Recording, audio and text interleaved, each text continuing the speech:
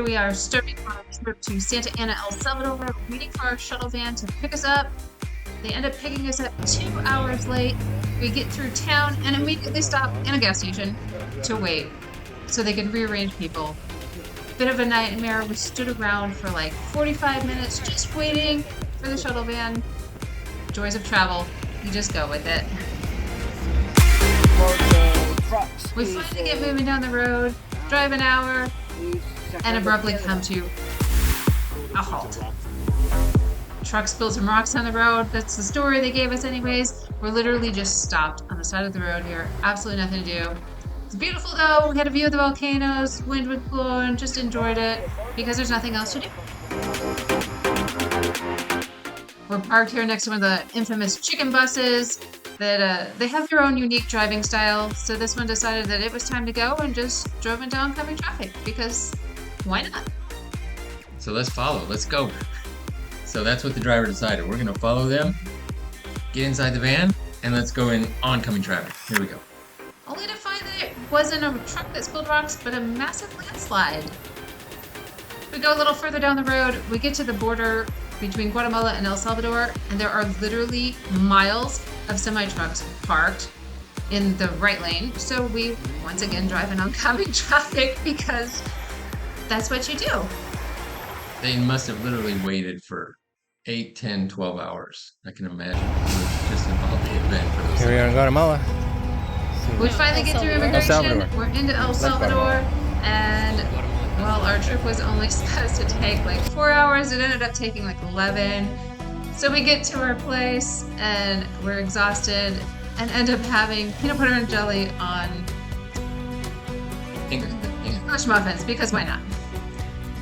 Next day, we decided to tour the town of Santa Ana. Went to the main square here, was able to find a vegan snack, which was nice. Unfortunately, the cathedral, which is supposed to be very beautiful, was covered in scaffolding, but we were able to see some of the other buildings around town, including this lovely green theater here. And there's that cathedral. It doesn't look so bad from far away, but up close, the scaffolding was a little overwhelming. They did actually have real scaffolding though, not the bamboo kind that we normally see, or sticks holding it up. So they look a little safer here in El Salvador. So we're ready for lunch, and we see this only place, that looks halfway normal to us, so called Simmer Down Pizza Place right on the corner there. So that's where we're heading. It's a wonderful open-air place at top. We had a view of the cathedral, which thankfully wasn't covered in scaffolding the entire way around. Enjoyed a wonderful pizza that, for the first time, had carrots on it. Sounds gross, but actually not so bad. Taking another peek around the corner, just seeing some of the sights, and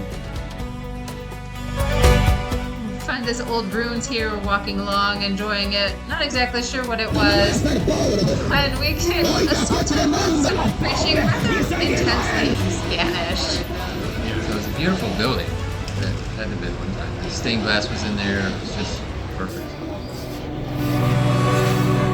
Always see military on the streets of these Central American countries, and kind of get used to it after a while, but it always takes you a second look.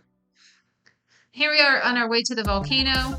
You can't get a bus there. It costs you about $1 to get there, but there's one bus that goes there and one that comes back. So we decided to go with an Uber. It cost us a whopping $13, and our driver was super nice, stopped along the way so we could see the sights, and took us to the volcano in about an hour's time. We parked. We were informed that we had to take a tour up. We did see some folks that went without a tour guide. It still wasn't expensive. You could join for like $3 a person in a group, or we decided to go on our own, which was a little bit more.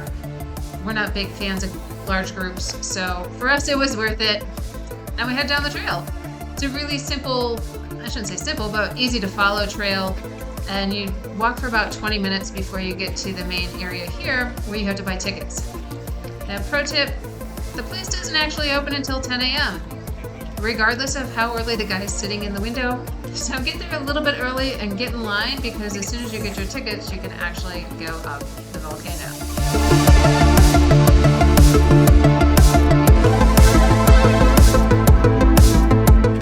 Just a few short minutes down the trail from here, we came to this lovely lookout tower here, which we're adventurous. Of course, we're going to go up and see what's up there.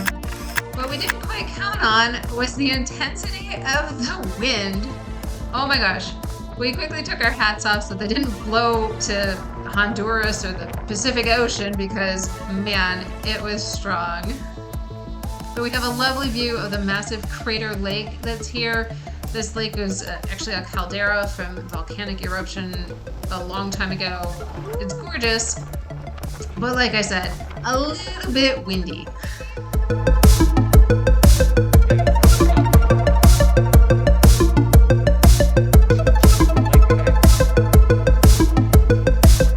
We took some time to pose for a family photo and play around.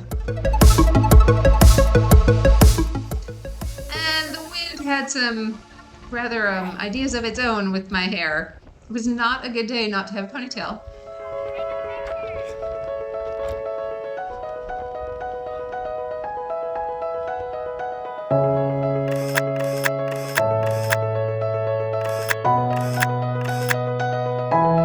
Continued our hike up the trail, really easily marked. Came across what I termed Dr. Seuss plants here. These are actually agave plants where they make mezcal, like tequila, but they were in bloom and they had these very strange tops to them. Here's the markings here with the yellow arrows, really clear, easy to follow. I don't know if you could get lost up there, it'd be pretty difficult. One of the things that I've read a lot online is about the trail robbers that come and get you if you're not on a tour or anything. I think the tourist for this volcano is pretty well managed, and I think it would almost be impossible to get robbed on this trail anymore. That may have been the case a while back ago, but there's so many guides and there's so many people on this trail that I just find it hard to believe that anybody would even attempt to try and approach you, really. So it felt very safe. There was no inkling or no anything of feeling unsafe on this trip at all. Right, after a nice hike where we're getting pretty warm, we get to the top and wow, holy cow, we look over the edge and into this yellow-green sulfury lake inside the caldera. Oh wait, did I mention it was windy? Again. After our hike up, we were pretty warm, but we were instantly chilled because crazy wind once again.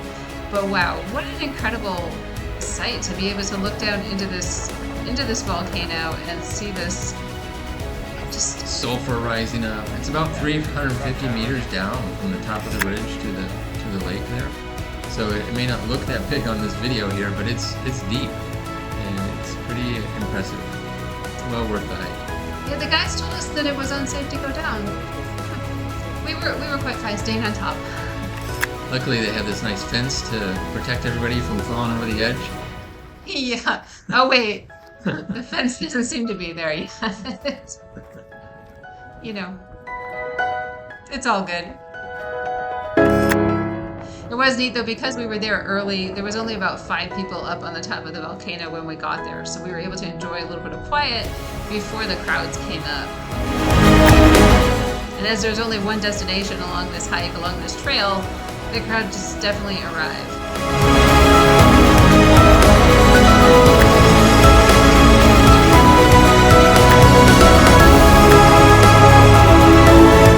Pretty impressive sight, seeing a volcano like this. It's the first time we've seen anything down inside the crater other than Fuego in Guatemala where it's shooting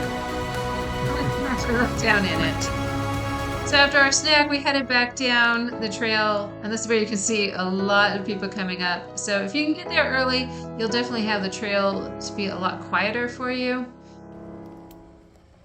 We got down to the bottom and decided to have a little snack in El Salvador style here. It's a little bit of charred corn with lime and salt. And if you don't expect it to taste like sweet corn, it's not too bad.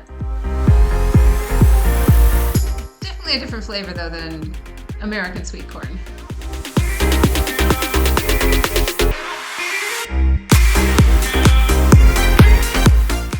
is Santa Ana, El Salvador.